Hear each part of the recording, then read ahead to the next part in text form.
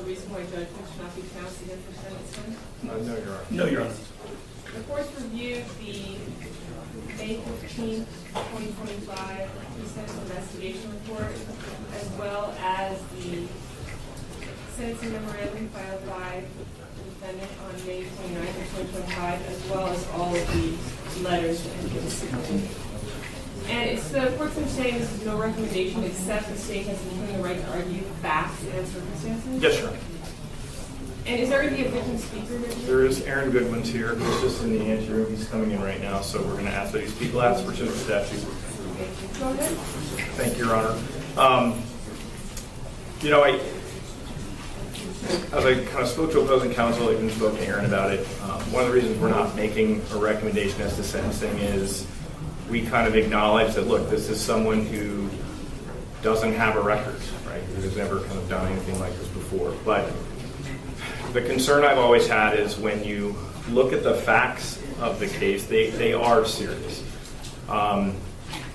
This is not a situation where maybe an unhappy wife simply kind of made a fleeting text that said, "Oh, like I can't stand my marriage. Like I wish he was just gone," or something along those lines. It was far more than that. The concerns that I have about the case are when Mr. Amato's phone is seized and they look into it, what you can see is on October 2nd of 2024, there is a text exchange between Ms. Goodwin and Mr. Amato, who is a convicted murderer out of Florida, where they are expressing their love for one another. She is acknowledging that her husband would never accept a divorce. She says things like, "I'm so anxious, I just can't believe this is happening, like, what the F? How did I get to this point? Am I a bad person?" And when Mr. Amato asks, "Well, why do you say that?" And she's like, "Because I'm choosing to end his existence, not divorce." Those are very serious comments. When you couple that with, on that same date, she is relaying information that Mr. Goodwin was in Barstow, staying at a Best Western, provided him pictures of what he looked like, the car that he was driving, and that there's discussions that Mr. Amato's buddy named Gordo is going to take care of the situation. The facts become more serious.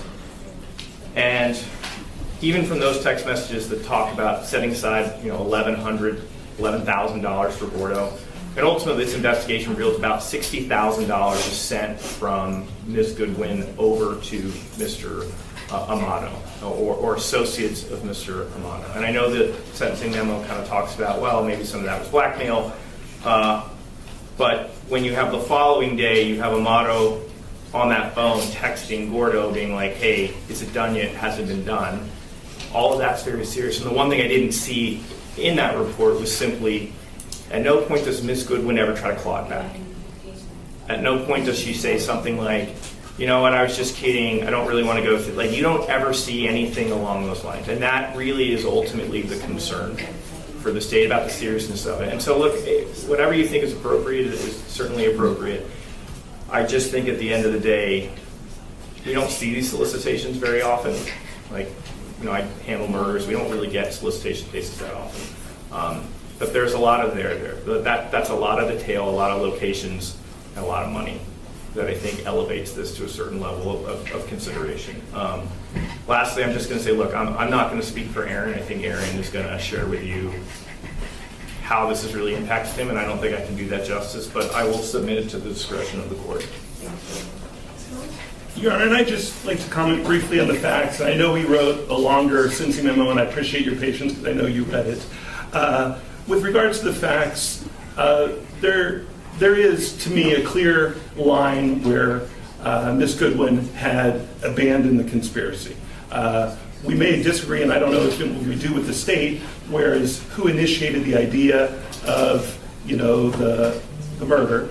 But with Ms. Goodwin, it's clear that as of November, she had completely distanced herself from the group. She had moved on from it. There was very limited contact. She had nothing further to do. No efforts were made, and the phone exchange ends. I'd also comment, and I know we do in the sentencing memo, that neither Mr. Amato or Mr. Gordo, as we sit here, have ever been charged with a crime. So it's just Ms. Goodwin who sits here today, and as far as I know, there's no intention to ever file charges against either of those two individuals.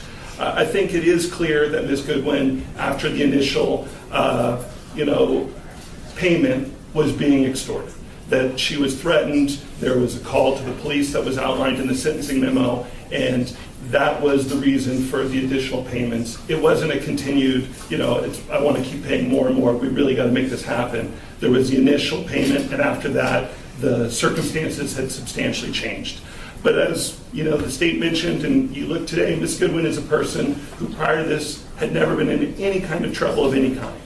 She did what you would expect someone to do when they are arrested for something. She took full responsibility. As I think we're 92 days from the day she was arrested to the day we're before Your Honor, which on a case like that, I would submit is very fast, and that's because Ms. Goodwin said, I don't want to make this any tougher for Mr. Goodwin. I want to take responsibility. I know what I did was wrong. Again, as we sit here, you can see the back row. That's Ms. Goodwin's family, some friends as well. She's got tremendous family support. They love her. They would have gladly, this was not an unreasonable bail that could never be posted. She recognized that there should be some punishment element to this as well. So she sat in custody for 92 days when the family would have gladly posted the bond to get her out of custody, but she wanted to come before the court and let everyone here know that she understands there are consequences for her action. We would submit that she's an excellent candidate for probation. Many of those reasons are outlined in the sentencing memo. She's not going to reoffend. She's never been in trouble before. She's going to move. She has no need to have further contact with Mr. Goodwin. They don't have children in common. She's going to move. If she is given the opportunity of probation, she would immediately try to transfer out of state, live with her family, continue with her education. We talked in the sentencing memo about her physical health. She has very serious health issues. She's not going to be able to get the proper treatment while she is in custody. It's very painful. She lives her whole life in pain. She has one of the most painful illnesses you can have. If Your Honor felt that she did need a little bit more, we don't think 92 days has gotten her attention. She's never going to be in front of Your Honor for any kind of violation. She's never going to have any further problems. We, of course, would understand there would be stringent conditions. She has no contact with Mr. Goodman, and she has no need to ever have contact with them.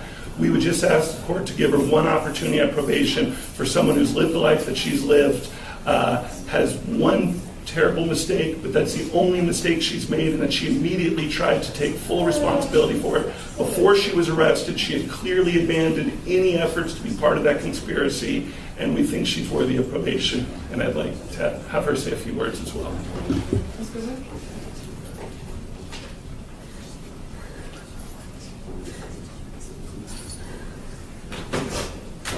Firstly, and most importantly, I would like to apologize to Aaron.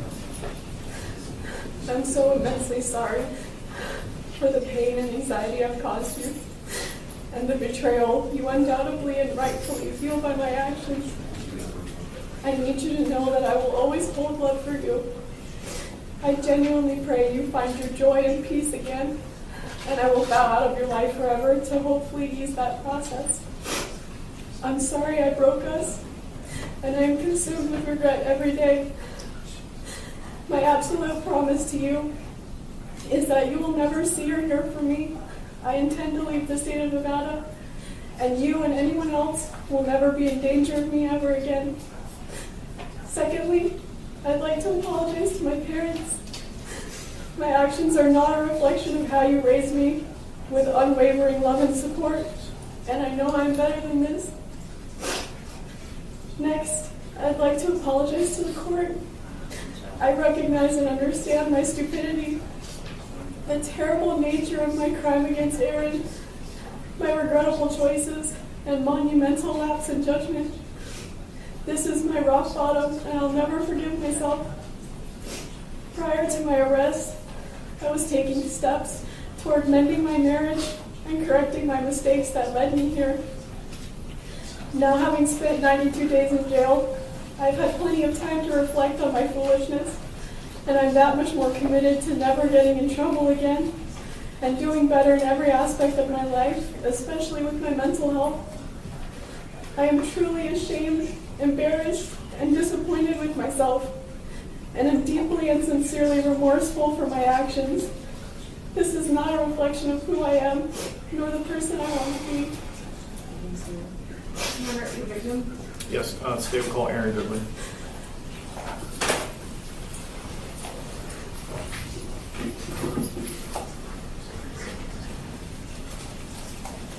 Okay, Madam Clerk will swear you in. Please raise your hand.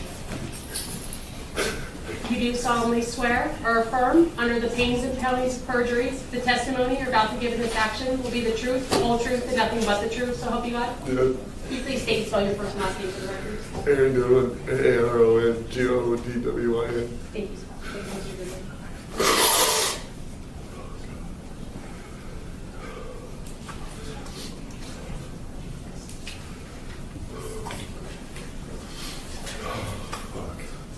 Sorry. Your Honor, for 7 years I thought I was in the most loving relationship and marriage with my best friend. Someone who I trusted whole heart and laughed with every day. Someone who made me feel like I was like I was her one and only. I was loyal to her and did whatever I could to make her happy. I thought we were something very special, and so did everyone else. After finding out she was cheating on me in September of last year with multiple men, including the man going by the name Vincent, who turned out to be Grant Amato, I gave her the option of divorce where we could try to work it out because I love her so much.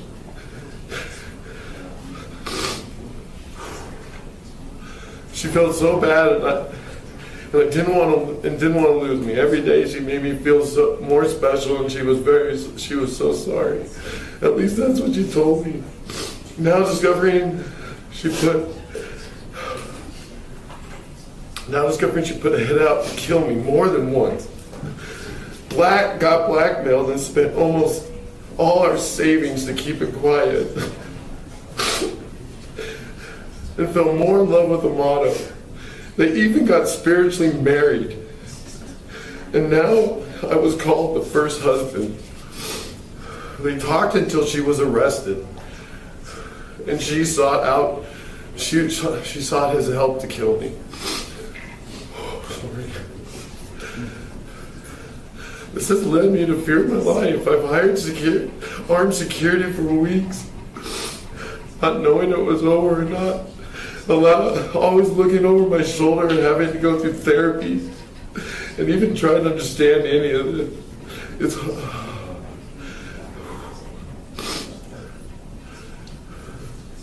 like a heartbreak no one should go through in life. I can't trust anything anymore. I cry every day. I feel so alone. She grew me into a person I never was. I will always wonder why. But worst of all, she lied to me every day. I didn't know about any of the murder plot, the hitman, or the blackmail until the detectives told me after she was arrested. Now behind bars, she's trying to manipulate through lawyers and trying to silence me and not come here today. So I wouldn't be standing here. In Your Honor, this person over here, I don't know at all. Not one bit. The fact that this person did all this to me with no worry, no care, or love in her heart for me. I will never feel safe or be the same because of what she did. Especially when she gets out one day. She claims she's remorseful now that she's been caught. But there at no time before did she ever try to stop this from happening. She tried to have me killed. She gave my location to people. Truly believed we were trying. I truly believe with people she truly believed were going to harm me. She even asked for the updates on the murder. And this was all when I was just her loving husband, I thought. Whether she got minimum or maximum time, I still won't feel safe whenever she's released. I feel like this deserves prison time. I don't know. So just leave it in your hands, Your Honor. Thank you.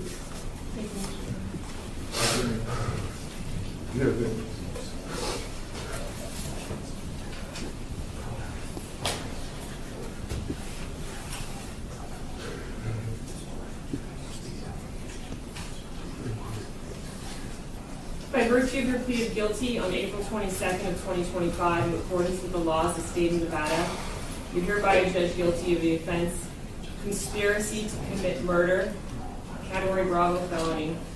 In addition to the $25 administrative assessment fee, $150 DNA testing fee to include testing for genetic markers, and $3 administrative assessment fee, the court does now sentence you to a minimum term of 36 months and a maximum term of 90 months in the Nevada Department of Corrections.